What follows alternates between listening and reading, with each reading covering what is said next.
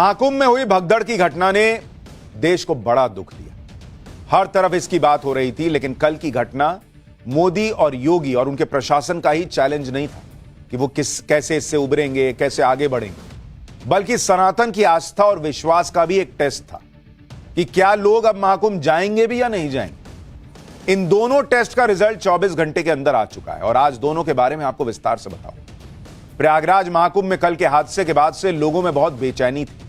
जो कुंभ में गए हैं, जो नहीं गए हैं, वो सब ये जानना चाहते हैं बॉस कि अभी कुंभ में क्या हालात है, क्या महाकुंभ में सब कुछ ठीक हुआ है, नहीं हुआ है, व्यवस्था ठीक हुई है, नहीं हुई है। पिछले 24 घंटे में हमने जो देखा है, ग्राउंड पर हमारे रिपोर्टर्स ने जो रिपोर्टिंग की है, उसमें एक सीधी बात यह निकल कर आ रही है कि महाकुंभ के अंदर की व्यवस्था को दुरुस्त करने में मुख्यमंत्री योगी आदित्यनाथ ने बीते 24 घंटे में बॉस घोड़े खोल दिए, जी जान लगा दिया है। योगी ने उन सभी लूज पॉइंट्स को टाइट किया है जिससे कोई भी बदइंतजामी की नौबत ना आने पाए। बॉस एक बात तो आपको माननी पड़ेगी, जो एक घटना हुई वो भी नहीं होनी चाहिए, किसी एक की भी जान नहीं जानी चाहिए थी।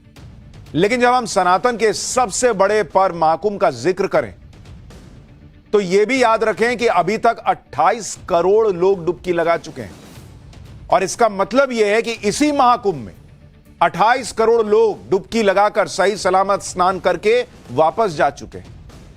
और यह 28 करोड़ कोई मामूली आंकड़ा नहीं होता बॉस।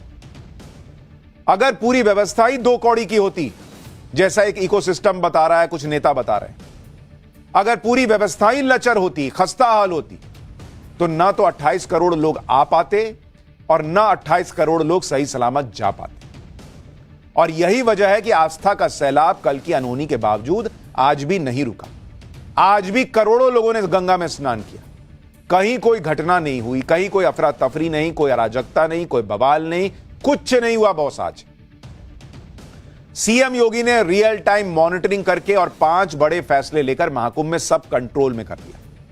ये 5 बड़े फैसले कौन से थे, महाकुंभ के अंदर आज क्या हाल रहा और रातों रात महाकुंभ में रॉकेट की गति से क्या क्या बदला गया, वो सब आपको बताऊं। लेकिन एक बात यह भी है कि चुनौतियां अभी खत्म नहीं हुई। सीएम योगी बड़े फैसले तो ले रहे हैं, नरेंद्र मोदी नजर रख रहे हैं, लेकिन उनके सामने 5 नए चैलेंज भी आकर खड़े हो गए। पहली चुनौती, मौनी अमावस्या पर महाकुंभ में जो भीड़ जुटी थी वो गंगा स्नान के बाद सुरक्षित अपने घर पहुंच जाए। यह भी एक चुनौती है आज की डेट में बॉस। दूसरी चुनौती, महाकुंभ में भीड़ को कंट्रोल करने के लिए जिन लोगों को मेला क्षेत्र के बाहर या प्रयागराज के बाहर रोका गया है, उन्हें परेशानी ना हो क्योंकि वो घंटों जाम में फंसे हैं। उसको कैसे निपटना है, उसको कैसे ठीक करना है, यह भी एक चैलेंज।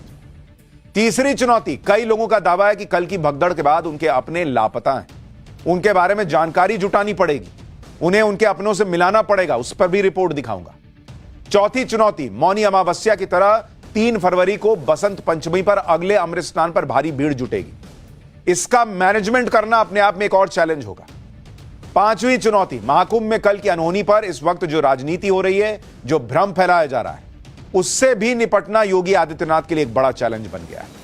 क्योंकि एक इकोसिस्टम ऐसा माहौल बना रहा है कि महाकुंभ की तरफ जो लोग जा रहे हैं उनके पैर अपने आप रुक जाएं। सीएम योगी की इन चुनौतियों के बारे में हम आपको आगे पाठशाला में बताएंगे। उन्होंने क्या तैयारी की है इससे निपटने की, यह भी बताऊंगा। लेकिन